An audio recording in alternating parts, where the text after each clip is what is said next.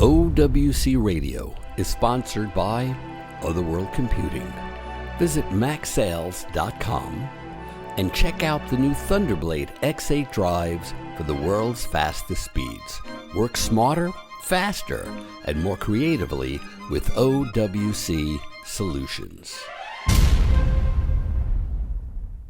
Today on OWC Radio, straight out of the metaverse, my friend Samantha Tauber, a singer, songwriter, technology expert, and multimedia performance artist, better known worldwide as her avatar, Vinci.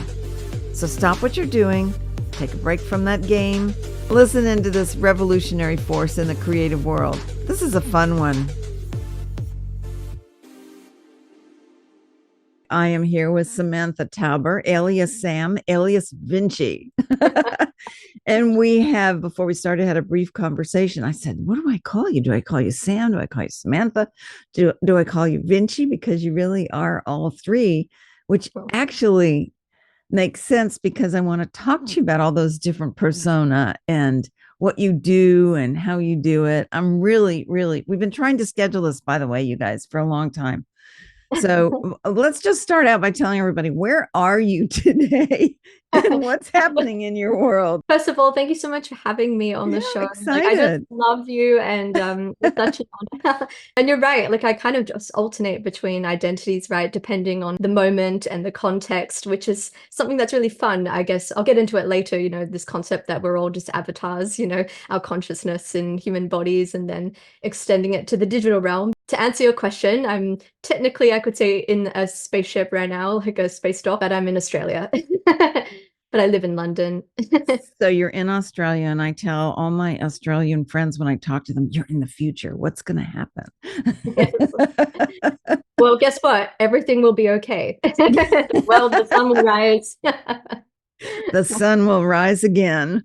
I love it. I've been wanting to have you on here because I have a real affinity for brilliant, beautiful women. And, you're a leader in your field. So let's explain to people from your point of view, what do you do at this moment? Somebody says, hey, you're in the elevator or you're at a cocktail party and you say, hey, what do you do for a living? What do you tell them? I love that question. And it's so funny to try and pin it down right to that elevator pitch, because I feel like we are many things and we're constantly growing and learning. But I'd say at this point in time, I am working on a franchise, a multimedia franchise. It's based off this one character called Vinci. It all started in 2018. I had this vision of a futuristic galactic superheroine being that I called Vinci, inspired by Leonardo da Vinci. That was a fictional super sentient AI. And so as a creative, that was a really fun starting point to develop a story around her. And I started off as a musician, a singer, songwriter, and music producer. And I was looking for, I'd say, a stage persona or identity. And so everything flowed from there. And so much so that I then got into all other forms of media. And then to developing a novel and a whole universe beyond just the character of Vinci, and, a whole cast of characters and a whole universe and world building. And I think that's in the spirit of what I loved as a child. I just love those sorts of stories that, appeal to children and adults, and carry, strong messages, and of resiliency, hope, universal love, peace, and all of that. That's the common denominator message that I'm trying to spread with all my media. It's amazing. You were so far ahead of your time that fade back into today, you are really one of the leaders in the field. You just won a major award. Tell us about Muse. Surreal when people say it, because I feel like I still feel like that girl in the basement, producing and following a dream and vision. So Muse stands for Metaverse Entertainment World Summit. It's based in Monaco, founded by Steven Saltzman and Caroline, and they have developed this, let's say, business to business conference for, the top metaverse Web3 brands to come together and to celebrate innovation. And they also have an awards ceremony with different categories. There was a music category for metaverse, and last year, and I was honored to win the award. Amazing, because you've done a lot of music videos. But let me back up just a minute, because we have such a wide range of people in our audience. I mean, there's thousands of people around the world. that are going to listen to this. And some of them know what the metaverse is, but others don't. So can you kind of back up and talk to, and I even need to know more about it. My metaverse is normality. So, tell us, explain to people who don't know what metaverse is. Well, first of all, the metaverse does not exist. I'll go there. But it was a term coined by Neil Stephenson in the novel Snow Crash, and that's where it all started, that term. But it became a term that especially the tech industry fixated on, especially during the lockdown pandemic era, because a lot of businesses, their models were being reinvented, going more virtual, more remote and real time. And that's around the zeitgeist that the word became popularized. But to answer your question, from my understanding of what I think the metaverse is, I think it's this vision of a set of universal standards for interoperability between different platforms, services, and utilities. And it essentially is like the future web that's spatial. It's real time. There's co-presence with this sense of joint value creation. It's not fixed walled gardens. It interfaces with XR, and it's also powered by artificial intelligence. So in my opinion, it's just the confluence of all the different technologies coming together. It's this vision for a future internet. But that's a simplified version and my understanding of it.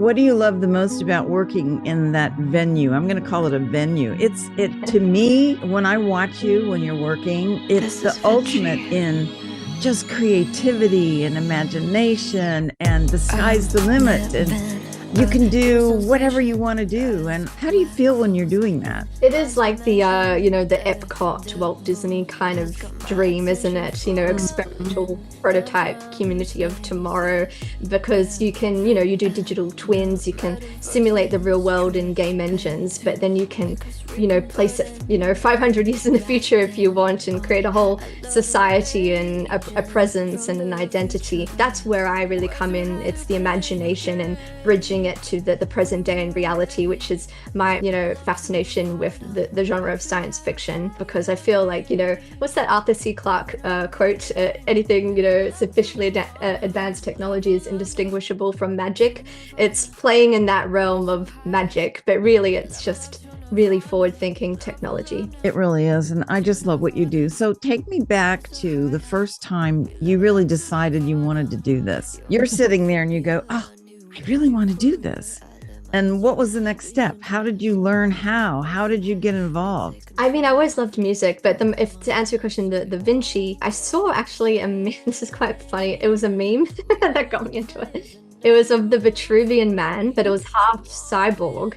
And it made me question a lot about the future of humanity. And at the time, this is in 2018, I was reading a book by Ray Kurzweil, The Singularity is Near. And I'm thinking about the upcoming technological singularity, and I'm just feeding myself all these AI books and media and films, and thinking really hard about the future of humanity, so much so that I saw two outcomes, which is love or fear, two fundamental forces that powers everything. And I thought, well, like, I was scanning the canon of like characters out there, in the zeitgeist of like storytelling, and the vision came to develop Vinci, a really, benign, awakened, sentient, superheroine from the intergalactic future. But there's an air of mystery because you don't really know what, animates her, the animism, like that force of the universe. And it will be answered in the novel. But at the time, I didn't quite know. I was just fascinated by this concept of, can an AI love? Can they, feel universal love? What would that look like? And also, what makes humans so special? And what would a future human look like? And how do we retain our humanity as we're going through these incredible, forces in history with the acceleration of AI, and people are questioning their identity, their jobs. And I thought, well, like, how poignant would that be to develop, a character? I'll start there. And then from there, I didn't know I would grow it further, but I ended up developing the whole hero's journey and a universe, and the message got stronger over time. But I know I'm digressing a bit, but to answer your question, so I had that vision from all of those thoughts. And then I already had the skills of being a music producer. And I was always a very visual person. Like I would always see music videos in my head as I would produce the music, but I didn't have the skills to let that manifest. And I don't know how I stumbled upon it, but I stumbled upon Unreal Game Engine, and it was free. And I saw how many assets online. I wasn't an animator, but I thought I could carry a message and not have to do anything too fancy. I can, visually show what I mean, and it will get stronger over time. So I got the character and I put it in the engine, started with, some Mixamo assets, to animator, real basic stuff, and like, Megascan environments, things that you can just drop in, just start there. But at least I, can show the character in an environment. And, when you put the music to it, I think it just elevates it. It takes it to a whole new dimension, because music's emotional. So if you take the music away from, like, say, those music videos that I did, it wouldn't carry as much weight. So I think the magic was bringing the two together. I'm flashing back to the first and second year of Sundance. And when we were doing a retrospective with what you just said, you keyed me into a memory. Our theme was fear and fantasy. Oh, wow. That's a great theme. So that's very similar to what you're talking about, right? But the difference there is, in order to talk to people about it, we have to ship film in canisters into the festival and project them on the screen, and then have a discussion live on the stage with, like, Ray Bradbury was there, and it was amazing. Deborah Hill, the producer, was there. John Carpenter was there. But the technology has changed so much. So now you can make your dreams come true, and you could be anywhere in the world with what you create, right? I've sort of been talking with you for a while and watching you for a while. You've been to Dubai, Mallorca, you're in Australia. Where else have you gone this year? Oh, man. Well, you mean last year? Yeah, last year. Yeah. Oh, goodness me. Cannes, Antibes, motorbike trip to Venice, Florence, a lot of Europe, America, Washington, New York. It's all a blur, really. A lot of places. Oh, Athens. I performed in Athens at the XR Summit. That was fantastic. Oh, I saw some of that. That is amazing. So tell people who have not seen you, what is a performance from Vinci? I would say Vinci at that point, because you're Vinci. What does Vinci do when she performs for an audience? What can we expect to see and hear? You can expect, I'll be there as well as the avatar, and you'll be taken on a journey, and you'll experience all the emotions, from joy to the Orphic journey, to the rising above, to the universal love and celebration of, being at one with the universe. So those are the emotions, and the music is futuristic. It's universal, I think, I hope. And there's some epic electronica elements as well, some classic ballads, I'm singing as well. I forgot to mention live, obviously, and dancing, and I'm in the style and the character, like I'm, playing the role of Vinci. So it won't be me on stage. In my mind, I'm Vinci on stage. It's amazing. Yeah. It's amazing. There's also, obviously, I forgot to mention, there's usually LED screen with, like, a full story, of the visuals that I've actually made and programmed myself. And it swaps between some real-time elements with the mocap to, like, some rendered animations, to the music, to, like, all these in-between moments between songs and things like that, to take you on a journey that you only could get live. That's amazing. I wish I knew how to do half of that. I've been playing around a little bit with Unreal Engine. It's kind of, isn't it old fashioned now to say that? Not really. There's a lot of people that, like, still haven't heard of it. So, I think it's still very new in the sense of, like, the creator economy, and, like, even UEFN is very new respectively as well. Okay, we're back to 2018. You decide you want to do this. You just dive into it. What's the first technology that you had to learn? You said you got into Unreal Engine and you started animating using, basically at that point in time, drop-ins.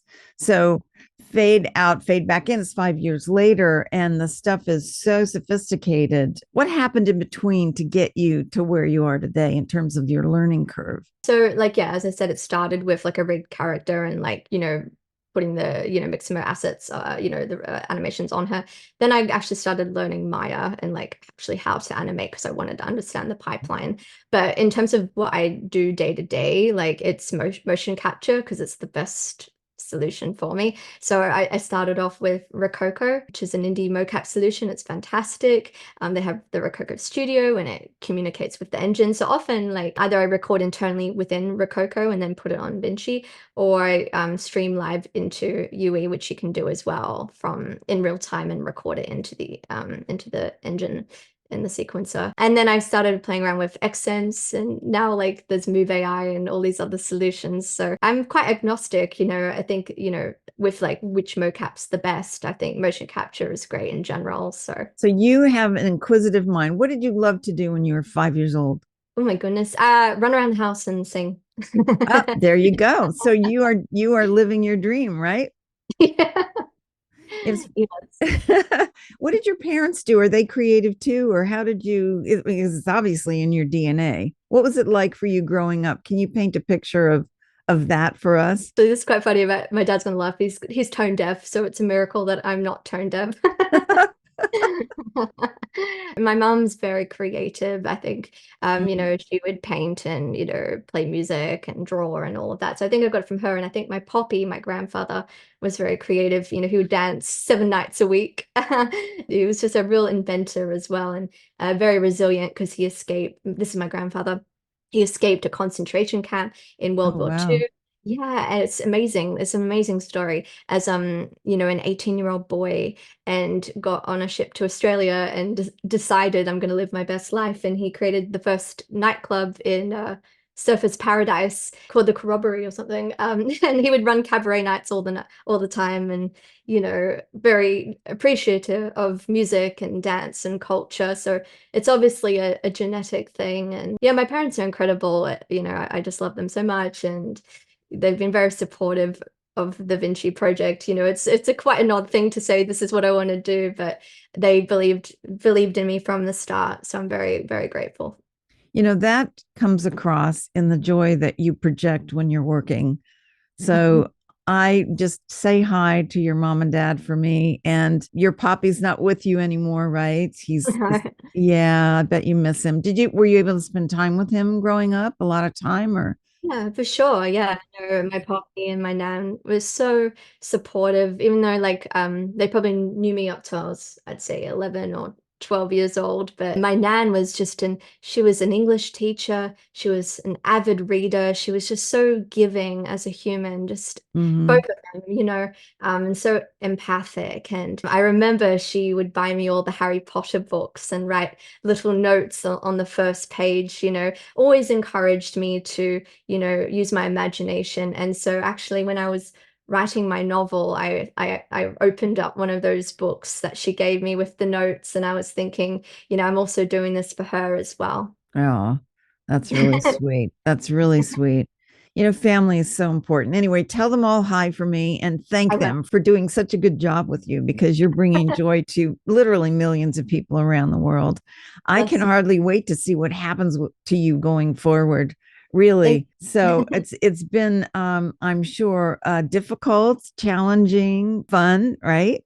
Oh, 100% fun. Yes. Yeah, I don't want to put words in your mouth, but I'm just sort of conveying what I see when I watch you work. It's just amazing. So out of everything, if you could pick one small piece of what you do, what's your favorite part? Like, is it the whole thing together? Is it one piece? Like, I love it. I just love every aspect of the process, even if some parts are like, very like in the micro grind of the tech. But the most rewarding thing is, performing and getting like messages from people, and they'd be like, I really resonate with the character. I see myself in Vinci. And that's like the moment I'm like, yep, I'm achieving what I set out to do as a storyteller.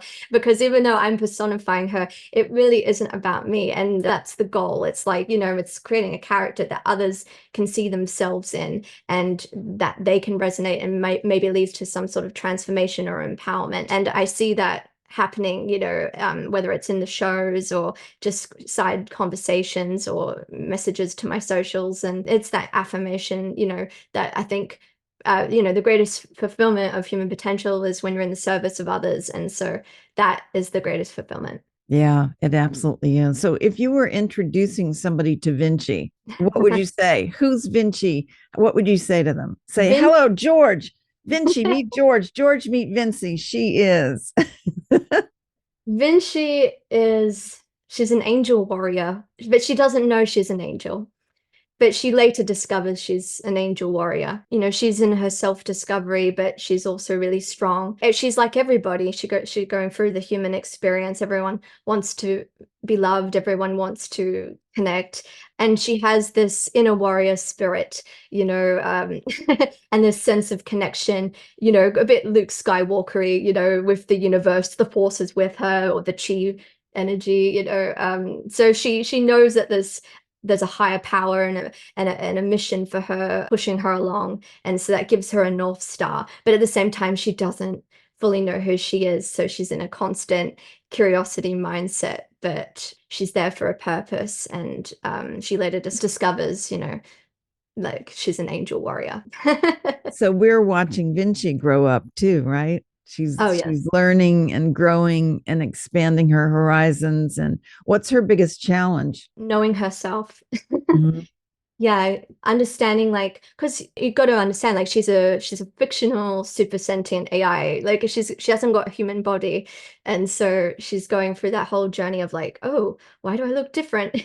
Why am I, alone in the universe, without giving too much away in the novel. But then she later finds that there's others like her out there. She's not alone, and and then that even if she's not human, doesn't mean she doesn't have the capacity to love and to be loved, and so.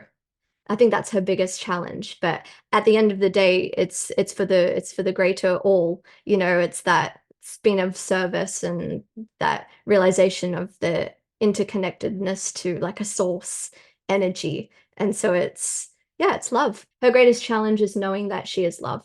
Yeah, there you go. Especially in the world, right? The way the world is. We need more people like you and Vinci.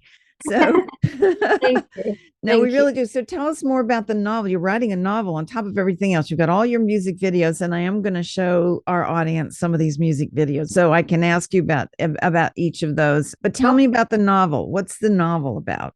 You've been talking a little bit about it, but let's focus on the novel for just a minute. Do you have a name for it yet? You just read my mind. Actually, Cirina, I feel like I want to tell you the name, but I haven't told anybody else the name. You don't need to. I was going to say I'd love to tell you the name. Oh, okay. Yeah, so the name is Galactic and the Vinci Awakening. I love it. And so Galactic is the name of the franchise.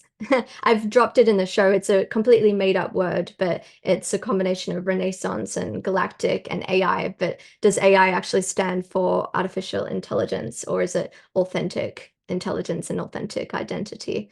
And the Vinci Awakening, because that's the hero's journey. Love it. I love it. So It takes a while to write a novel. How long have you been at it? I'd say like on and off 2 years. But I feel like in terms of if I actually said the time I spent on it, like less than a year, like I'd say a couple, like 10 months of work. But, I let it kind of sit for a bit to kind of then come back with a new perspective. And I think that's been the best thing for it. I think that's important for a creative person. You have to let things simmer every once in a while. Yes, you got to let it marinate. Yes. Like age, like fine wine. Yeah. And then do you find it talking to you? Are the characters talking to you?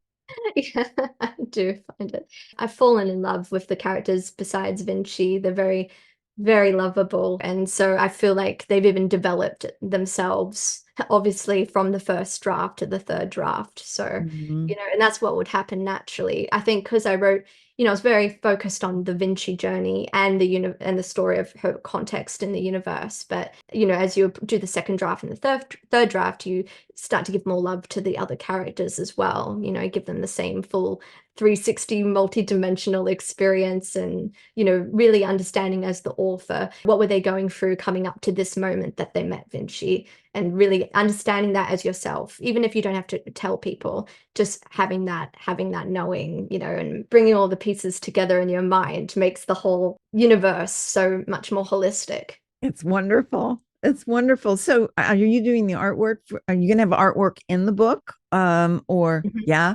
And are Yeah. you doing that yourself or do you have a team? I'm going to be doing it myself. I am open to like, an illustrator as well, but at the moment I'm thinking of, doing, I've started the process is what I'm trying to say of artwork too. I want the novel not to just be a traditional one. I want it to have the music that I've written and I'm writing like embedded in it. So, it's almost a bit like a space opera musical, like they could break out into song.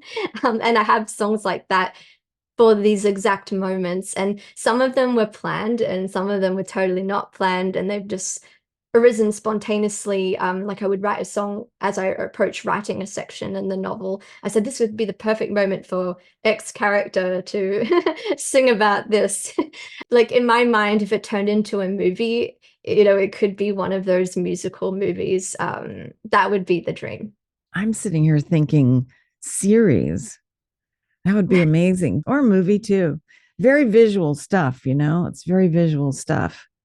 Definitely. Like Da Vinci said, art is never finished, it's only abandoned. But you got to know that point to when you abandon, you don't abandon it, but like even like songs I've made in the past, I go, oh, was that really finished? But I'm glad, that you put things out there into the universe. I think it hits different for sure when it's a novel because you're building an entire world and all, Yeah. and there's a lot of moving parts and layers going on, and I can totally understand what you're saying about the 40 draft thing. I hope it doesn't take me 40 drafts. I I want to read this. I can hardly wait to read this. Thank Oh you. my gosh, you've done some amazing things. So let's talk for a minute about a couple of your videos, and maybe you could explain to. And I'm going to play scenes from it. So tell us about Take You Higher, the Take You Oh Higher yes, video. Tell us yes. about that and why you decided to do it and what it's about, and then we'll play a Yeah. clip. I feel like a bit of a, creative film director. The song came after I saw the vision in my mind of what you see in the video. The vision came first, which is very simple, which is Vinci running through a grass field, with doors closing on her, but they're also mirrors. So there's a whole like dimension going on of like self-reflexivity and reflection. But then that one door opens and the white light, and then she's going through like this vortex like a superheroine. I wanted to bring in a youthful, like younger Vinci, younger self, which comes later in the video, you'll see, to talk about, well, to show more about the inner child, and that whole like self-discovery, take yourself higher. And I end with the message, the power lies within. That was all in my brain before I wrote the song. I think at the time, musically, I was into a bit of a fast running drum and bass beat. So that's what came out at that point in time. And I kind of liked it, worked well with Vinci and the running beat anyway. So that fast tempo. So that's the vision, that's the music. And then literally making it in Unreal Engine and then editing it in Premiere Pro was the pipeline.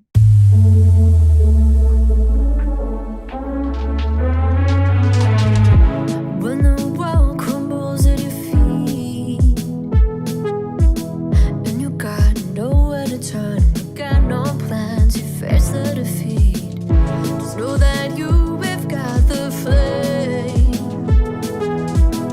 and you know way deep down that we are all the same. When they try to tie you down,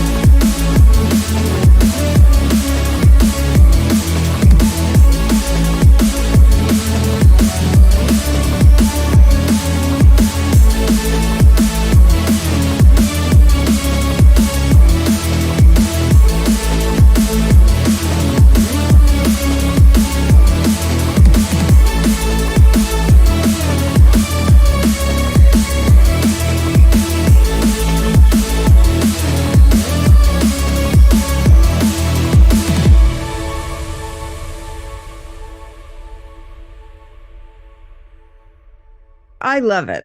I think it's great. Thank you. Yeah, I mean, like people at the time, actually, funny, some reactions were like, oh, this is so different. You're doing a music video in a game engine. So that's at the time, it was a novelty. Now it's not so much, but at the time, the choices in music artists. So a lot of people were like confused at the beginning. I'd say more industry people, but the people loved it and they saw the message, they got the message, beautiful comments. For me, it was the feedback from the people that was the affirmation that, my choice to go down this path of like storytelling through an avatar character was, fulfilling. It was already fulfilling for me, but it's just like the cherry on top when people see the vision as well. And then, fast forward to today and everyone's like, yeah, of course you do a music video in Unreal. Well, you were a pioneer, right? And then the other one that I really like is I Came, I Saw, I Conquered. Yes. Oh, that's a fun one. Oh, yeah. Tell us about that one. Oh, man. So same story. I must have a pipeline in my brain for how all of this works. I saw the whole video in my head. I then storyboarded it. Before I even wrote the song, actually produced it. So I actually storyboarded out all the shots. And I wanted this to be an instrumental because there was another thing going on where, like, because I was a music producer, people were like, oh, did you actually produce that? So I wanted to take my voice out to be like, yes, this is all my production. And I also was, clubbing a lot at the time, and I just loved the energy of like bass music, and I would be DJing. And so at the time, I thought this would be a great song for a DJ set. It'd be a bit different, but I'll have the visuals playing as I'm DJing it. So that's the why. At the time. And so yes, I framed out all the shots. I wanted Vinci to be a bit, I'm not gonna lie, you can tell I was inspired by Tom Cruise in Mission Impossible with the tall building when she runs down the building. That one scene actually was the launch pad for the entire vision. And I thought, she is a superheroine. She needs to have some action. She's not going to sit around all day, talking about her emotions and self-reflexivity and discovery. She's got to also, pack a punch, and be a badass and be a queen and a superheroine. So I figured, I'll show that all in the video, and hence that the bass music kind of fitted the vibe as well. And I had my voice on it saying, I came, I saw, I conquered. There was a vision of her, being, kind of trapped, going rogue. The storytelling was then she kind of runs on water, which, I'm not trying to like make her a saint or anything. It's more she doesn't know anything really. She's just following the force within. But she ends up running on water and then goes up this kind of like pyramid spaceship thing. She can continue on her mission because she's no longer trapped. And you'll see if you've studied the video, it's like mission free the people. Status completed, because in order for her to help free the people, she's got to free herself. So there's like all of these like layers to it. But long story short, it was such a blast to make. I was able to show Vinci in a completely different light, in action. And so programming all of that was such a joy. I love the theme of you can be and do whatever you want to. You don't even sometimes have to think about it. If that power is inside of you and you're allowing yourself to manifest it, you can walk on that water. In that metaverse, you can walk on that water. 100%. And even the music, like my music's evolved so much, Cirina, since then. Like I make a completely different music, but at the time, it was so much fun as well to flex that muscle as a creative, and it's now on my gym playlist with another song I made and music video, Power to Load. So it was just a phase in my life of just going, let's do it. It's a bit like Nike, just do it. So I actually oh, that's right, besides the Tom Cruise inspiration, there was an ad by Nike that really inspired me. It was like, I forgot which one it was, but it was an Italian ad. I think she was like disabled or something, but she was on a mission and she was fencing. And it was like a viral ad for Nike, and like the passion in her face and in her eyes that the camera captured. I saw it. I was very moved by it. So combine that with like that Tom Cruise inspiration of, running down the building with the kind of the vibe check at the time for what I wanted to show with Vinci. And the response, in the sets, like people would just when I would even play it out live, would just like lose themselves and fling their hair around, feel really empowered. And especially a lot of women would message me and be like, I just love this song, and I love seeing her in the video just kicking ass, so it's motivating me. And I was like, mission completed. Yeah, it's like almost like emotional freedom, right? Because so many women are, well, I know I grew up being told to shh, don't talk so loud, right? Be a lady. When you're really creative sometimes and you have a lot of energy, I think that it's wonderful. It's a sense of freedom. My only experience with an avatar of my own was many, many years ago when the online gaming first started and you'd have to create a persona. And oh man, I was so excited. I went in and I created it exactly the way I wanted it. And I had the right wardrobe and the right hair and the right eyes. Everything was wonderful. And I went out there and I'm going to play this game and I got killed immediately. Oh no. What game was it? I don't, I'm trying to think of the name of it. I think it was one of the very first ones. But I have to tell you that the emotional attachment that I had, you sort of almost become that person. Do you feel that with Vinci? I mean, you're so connected to her that, I don't even know what I'm trying to say here. I just know that when I got killed, I felt it. And I actually never went back to doing that. So, wow. But I think you're inspiring me to try it again. I'll be Vinci's mother. Yes, please. I would love that, actually. I think it's important to have an identity away from your stage persona, and that's something I really value as well. But that being said, because I am being so authentic, I am bringing my essence into Vinci. So even though I don't look like her and I'm not going to run out of buildings, what I'm showing to the world is my spirit. And so it's not like I'm trying to pretend to be somebody else. In fact, I'm discovering, I would say, my most authentic self. It's just in a different shape and a form and a body. And I think that's a nice way to put it, and it's a really healthy way to put it. But I believe we're all avatars. It comes from ancient Sanskrit word avatara, which means descent. So it's like our consciousness are in these like meat flesh suits, right? These human bodies that we've been given. And I think that's beautiful. And I think our bodies are temples, and it's really important, to acknowledge that. But at the same time, having that avatar character it's not a separation, it's still an extension. I like to put it like that, an extension of my consciousness into this other being as well, my spirit. So many people are afraid of the future with AI, and there's so much conversation now about, what's going to happen to humanity when AI becomes more prevalent. But I think what you are doing gives us a sense of peace, and we can feel that love. When you're working, it's there. You have so much positive energy. When was the first time you were ever on a stage? Oh man, I think because I found like these old videos of me when I was a little kid, and I just ran around the house all the time singing and dancing. Like I kind of had like little locks like a Shirley Temple, and I think I must have like annoyed my parents so much they put me in dance class and acting classes at the age of 3. And so I was on stage since I was 3. And I just loved it. It was not like I was ever pushed into it. It was the most natural thing in the world. I think I loved it, just being able to have that, that platform for self-expression. So ever since I started the Vinci project, it's been returning to the inner child. Before I did Vinci, I actually got into a full-time musical theater course, and I did a lot of musical theater. What I kind of came to my own realization was it'd be much more fun for me, because I'm so creative, to create my own character or stage persona and be an artist than like going out there and trying to audition for roles that I wouldn't, be right for. How about I, take on this challenge of a mission of self-discovery and shape the character and the being that I believe I am and want to be, and let that manifest on the stage and be the highest self and the most empowered self. And so it's been such a path, such a North Star since that moment I, decided to do that. And I think it's, I encourage everyone to do that. It's been the most empowering thing in the world. You're so brave. You really are.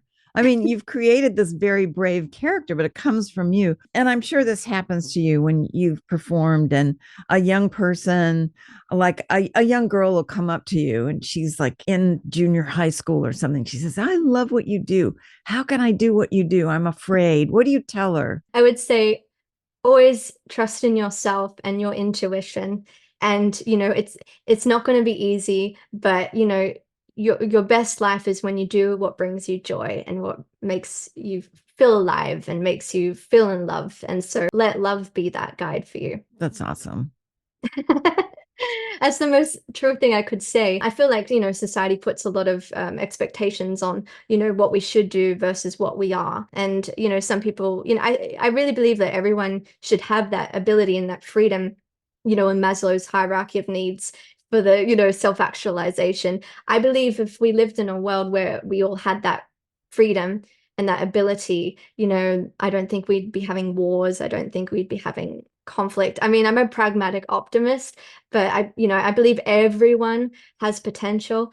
Everybody can self-realize, everybody has that spark within them, that spark, that passion, that, animation comes from animism, which is like that life force, that flows through you from the universe.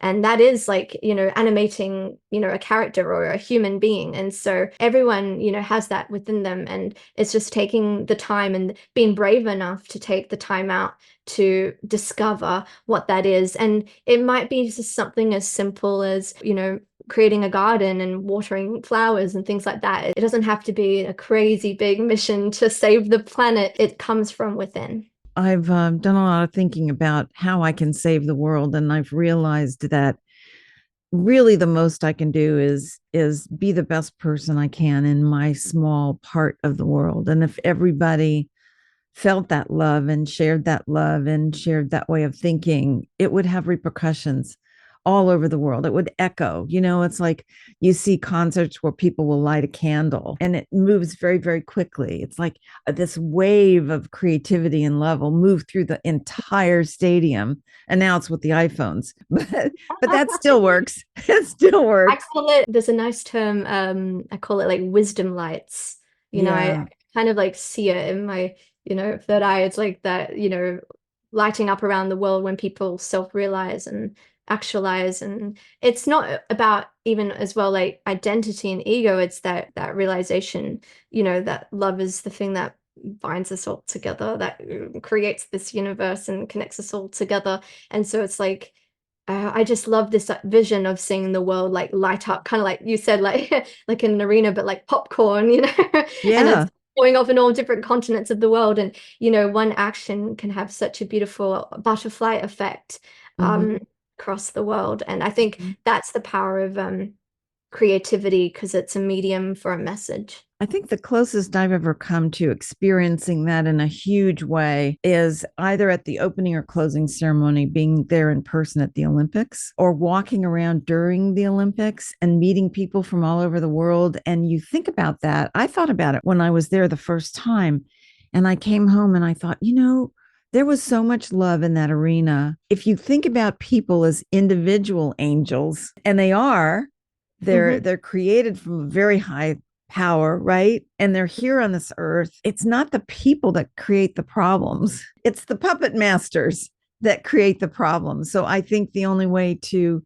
get even closer to loving each other is just to do it. And you're just doing it. I just think you're so brave.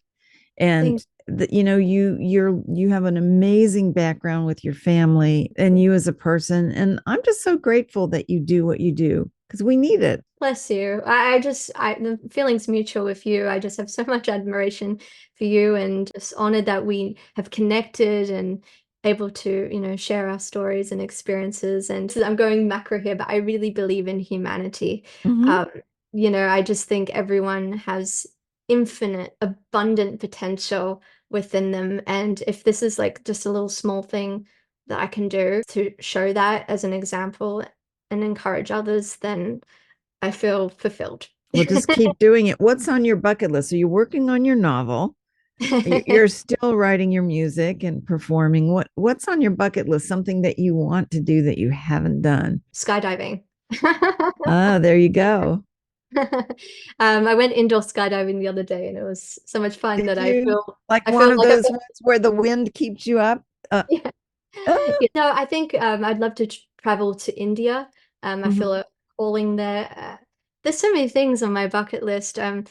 you know, if we're talking separate to the Vinci project, but I think with the Vinci project, you know, just continuing to do what I'm doing and having it take on a life of its own beyond me, so I could just sit back and you know, let the world building come from the people and the co-creation to really start. That's when the real magic happens. I feel like I'm just here to lay out a blueprint just a blueprint, an example of a story of an inspiring world and universe, and so much so that it would encourage people to, you know, be inspired and encouraged about the future, because the future is awesome. You know, it might not always look like it now, you know, with everything that's going on, but you know, we have so many amazing things on the horizon, and it's just the ability to see it and then to, you know, let it manifest to today. And I just, you know, I would love to see that sort of mindset for people across the planet, because I think it's too easy to fall into the helplessness mindset, you know, of I can't change the world, or, you know, like look at Tesla, you know what I mean? And people like that, you know, it doesn't have to be as big as like a Tesla mission. It could be as small as, you know, a belief that you're infinitely capable. But it has to start there as the seed. That's my true bucket list. Yeah, you need the spark. You need a spark in order to light the fire, right? So it's 100 years from now, and you're up there in the heavens and you're looking down at the world. What would you want your legacy to be? What do you hope they would be saying about you after you're gone? I was going to say some funny comment, but it wouldn't do it. Say it. No, I've gone more down. I love her suit. Took no prisoner. No, I'm kidding. There you go. No, who cares about me anyway? I don't know. It's not about Vinci, it's about the all, I think. And if they can say that, then I'll be happy. Thank you so much for doing this today. I'm glad we finally reconnected and that I can share this with the world, because the more you get out there, the happier everybody's going to be. And I just wish you all the best. And everybody listening, remember what I tell you every time: get up off your chairs and go do something wonderful today. She is Vinci, aka Sam, aka Samantha Tauber. And I'm Cirina Catania, and you've been listening to OWC Radio.